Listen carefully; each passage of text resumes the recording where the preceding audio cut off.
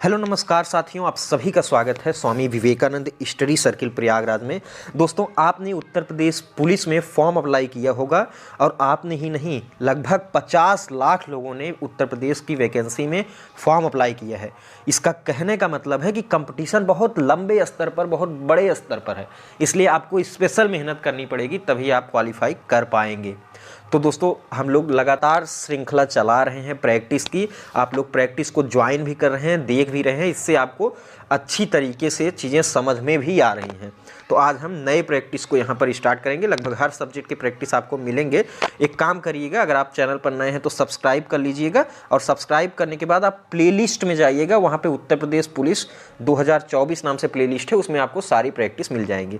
तो आज के महत्वपूर्ण प्रश्नों को हम लोग देखेंगे। यहाँ पर जो भी प्रश्न आपको आता है तो आप कमेंट बॉक्स में उसका आंसर जरूर बताइए, ताकि आप एक अच्छी तैयारी में ज्वाइन हो सकें। दोस्तों, तो यहाँ पर थोड़ा ध्यान से देखिएगा और इसका आंसर्स भी आप जरूर दीजिए। देखिए प्रश्न क्या है, ध्यान से पढ़ें। निम्नलिखित में से कौन सा क्षेत्र अशोक के साम्राज्य का भाग नहीं था? अशोक आपको पता है बहुत ही महान एक राजा था, एक शासक था देश में। उसने भारत में बहुत लंबा साम्राज्य अपना स्थापित किया, लेकिन पूछा गया है कि कहाँ पर उसका साम्राज्य नहीं था? कश्मीर, तक्षशिला, मद्रास या कन्नौज? तो इसमें सही ऑप्शन कौन सा हो जाएगा? ये ऑप्शन सी, यानी मद्रास में उसका शासन नहीं था। बाकी आप देखेंगे तो जम्मू कश्मीर से लेकर तक्षशिला में भी वो गया हुआ है और कन्नौज में भी उसका शासन रहा है, इधर उड़ीसा तक उसका शासन रहा है, कलिंग तक। इसमें जो सही ऑप्शन है वो मद्रास है। मद्रास पर उसका शासन जो है वो नहीं था साथियों। तो यहाँ पर ये तीसरा वाला ऑप्शन सही हो जाएगा। यहाँ पर हम थोड़ा दूसरा प्रश्न देख लेते हैं, बहुत ध्यान से। दिया गया है उपराष्ट्रपति। ये उपराष्ट्रपति पद जो है इसमें दिया गया है कि लोकसभा का सदस्य होता है कि राज्यसभा का सदस्य होता है, या फिर किसी भी सदन का सदस्य हो सकता है, या फिर वो संसद का सदस्य नहीं होता, यानी किसी भी सदन का सदस्य नहीं होता। तो उपराष्ट्रपति जो पद है इसको दोस्तों अनुच्छेद 66 के अनुसार उपराष्ट्रपति संसद के किसी भी सदन का सदस्य नहीं होगा।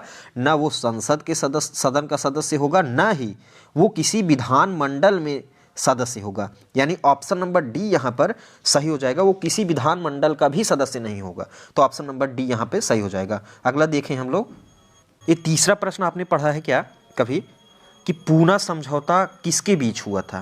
पूना समझौता हुआ था 1932 में। कब हुआ? 1932 में।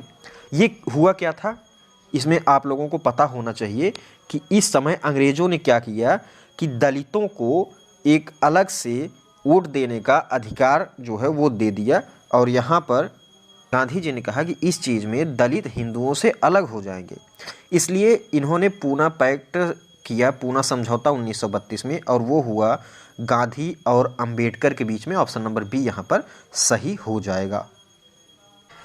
यहाँ पे अगला प्रश्न हम लोग देखें। देखिए प्रश्न ध्यान से देखिएगा कि दिया गया है कि गवर्नमेंट ऑफ इंडिया एक्ट 1935। यह एक्ट आपने बहुत बार सुना होगा और ये बहुत महत्वपूर्ण एक्ट है 1935 का, और हमारे संविधान पर इसका असर बहुत बड़ा दिखता है। कहा गया है कि ये किस आधार पर बनाया गया था? तो इसमें 4 ऑप्शंस दिए गए हैं। सही ऑप्शन कौन सा हो जाएगा? साइमन कमीशन के आधार पर।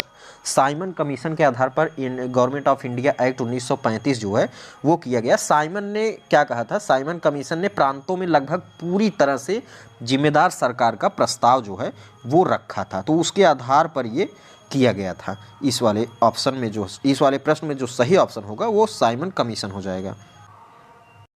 अगला प्रश्न हम लोग देखें। देखिए प्रश्न दिया गया है कि विधि का शासन, यानी द रूल ऑफ लॉ, यानी कानून का शासन, इस संकल्पना को संवैधानिक प्रणाली की एक विशेष विशेषता है। ये कहाँ से है? तो ये जो संकल्पना ये ब्रिटेन का है। कहाँ का? ब्रिटेन का। यानी ऑप्शन नंबर ए यहाँ पर सही हो जाएगा। विधि का शासन होना चाहिए। ये संकल्पना ब्रिटेन यानी ब्रिटिश सरकार की थी। यहाँ पर साथ में अगला प्रश्न हम लोग जरा ध्यान से देख लें। अभी बहुत महत्वपूर्ण ये प्रश्न है, पूछा भी जा सकता है कि किस अनुच्छेद के द्वारा जम्मू और कश्मीर को भारतीय संविधान में विशेष स्थिति प्रदान की गई थी? आपको पता है कि एक अनुच्छेद बहुत महत्वपूर्ण था जिससे जम्मू एवं कश्मीर को एक विशेष स्थिति जो है वो प्रदान की जाती थी। वो अनुच्छेद 370 है।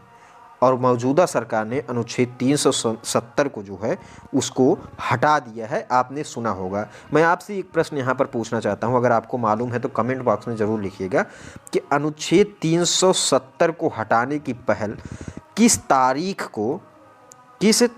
को शुरू की गई थी, यानी अमित शाह जी जो गृह मंत्री हैं इन्होंने कब राज्यसभा में इस अनुच्छेद को हटाने की जो प्रस्तुति है वो दी थी, इसको आप ज़रूर बताइए।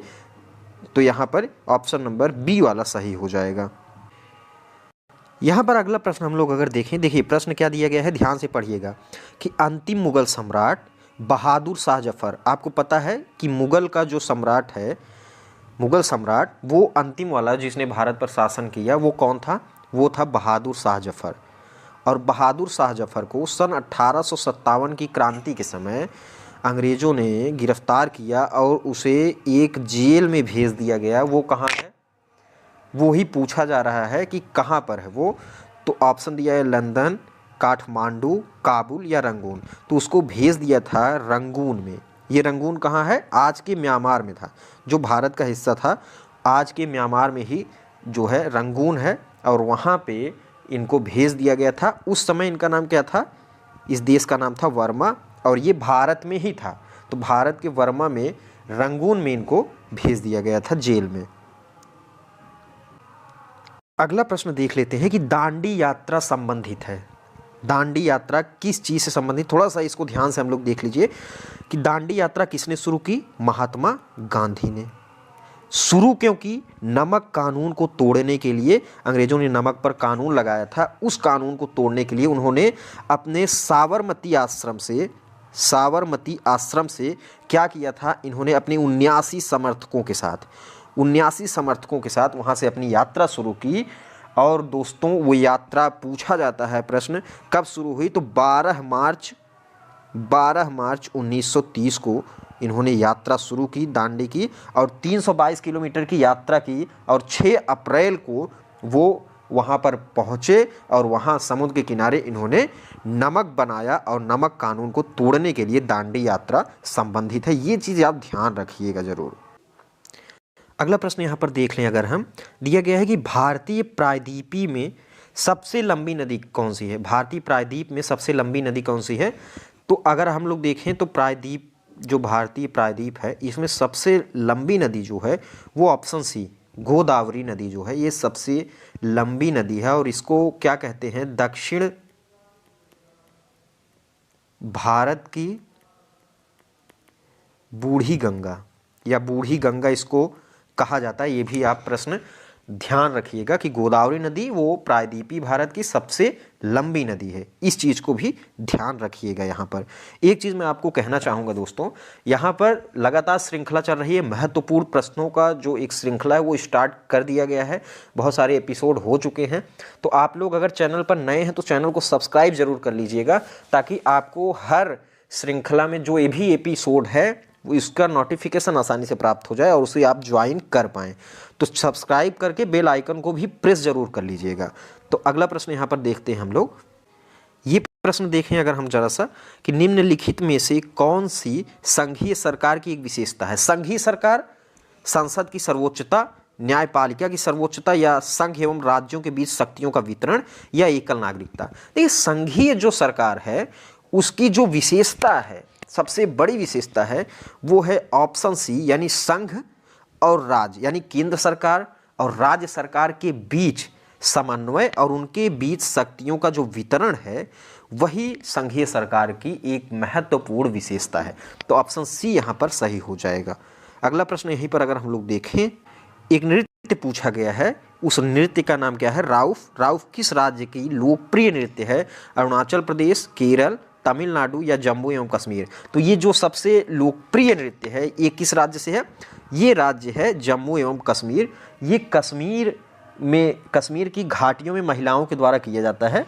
इस लोक नृत्य में अगर हम बात करें तो महिलाएं रंगीन वेशभूषा में 2 पंक्तियां बनाकर एक दूसरे के समक्ष नृत्य करती हैं। तो ये सही ऑप्शन कौन सा हो जाएगा, ऑप्शन नंबर डी वाला जो है ये सही हो जाएगा। यहाँ पर ये एक प्रश्न देखिए आप दोस्तों, बहुत महत्वपूर्ण है कि मृदा का कटाव रोकने के लिए, ध्यान से अगर हम देखें तो मृदा के कटाव को रोकने के लिए सबसे बड़े पैमाने पर वृक्ष लगाने को क्या कहा जाता है? आपको पता है कि अगर मृदा का कटाव हो रहा है तो वहाँ पर अगर हम वृक्ष का वृक्षारोपण करें तो क्या हो जाएगा, वो मृदा का कटाव कम हो जाएगा या रुक जाएगा। लेकिन इसको कहते क्या है, यही प्रश्न पूछा गया है। तो इसको दोस्तों कहते हैं वनीकरण। अगर हम वनीकरण कर दें यानी वृक्ष जो है वो लगा दें तो मृदा का जो कटाव है वो रुक जाएगा। तो ऑप्शन नंबर डी यहाँ पर सही हो जाएगा ये प्रश्न का। देखिए अगला प्रश्न पूछा गया है कि वातावरण की वह परत जहां से रेडियो तरंगे जो है वो परिवर्तित होकर आती हैं। आप रेडियो चलाते हैं तो रेडियो से तरंगे जाती हैं, वो परिवर्तित होकर आती हैं, वो किस मंडल से आती हैं? देखिए वायुमंडल में बहुत सारे वायुमंडल में कई सारी परत हैं। तो अगर हम बात कर लें परत की तो क्षोभ मंडल है, समताप मंडल है और आयन मंडल है, बहिर्मंडल है। इसमें से किस मंडल से रेडियो की तरंगे वापस आती हैं? तो वो आती हैं आयन मंडल से। आयन मंडल से टकराकर वो तरंगे वापस हो जाती हैं। तो इसमें सही ऑप्शन कौन सा हो जाएगा? ऑप्शन नंबर ए जो है ये बिल्कुल यहाँ पर राइट हो जाएगा। तो ये वाला ऑप्शन अगर आपने किया है तो बिल्कुल सही कर दिया है। आप लोग कमेंट बॉक्स में आंसर भी देते चलिए ताकि आपकी एक तरह से जाँच हो पाए कि आपकी जो तैयारी है वो कितनी बढ़िया है। अगला प्रश्न जरा ध्यान से देखिए कि राष्ट्रीय युवा दिवस किस दिन मनाया जाता है, ये चीज़ ध्यान देना है। तो ये मनाया जाता है 12 जनवरी को। अगर आपसे पूछा जाए क्यों मनाया जाता है, किसके जन्मदिवस के उपलक्ष्य में मनाया जाता है, तो ये स्वामी विवेकानंद के जन्मदिवस के उपलक्ष्य में राष्ट्रीय युवा दिवस मनाया जाता है। ये ध्यान रखिएगा, ये प्रश्न पूछा जा सकता है। तो ये महत्वपूर्ण प्रश्न यहाँ पर हैं। तो अगला प्रश्न अगर हम देखें साथियों, ये महत्वपूर्ण प्रश्नों की श्रृंखला थी। देखिए आप लोगों की तैयारी के लिए यहाँ पे बेहतर काम किया जा रहा है। आप सब्सक्राइब चैनल को ज़रूर कर लीजिए ताकि आपको नोटिफिकेशन के माध्यम से हर वीडियो का जो है जानकारी मिल सके। तो सब्सक्राइब करिए, बेल आइकन को प्रेस करिए और शेयर भी करिए दोस्तों को ताकि उनको भी यह लाभ जो है वो मिल सके। देखिए हम बहुत सभी सब्जेक्ट के यहाँ पे प्रश्न जो है वो कराएंगे, तो आप लोग देखते ज़रूर रहिएगा। आप सभी का बहुत बहुत धन्यवाद।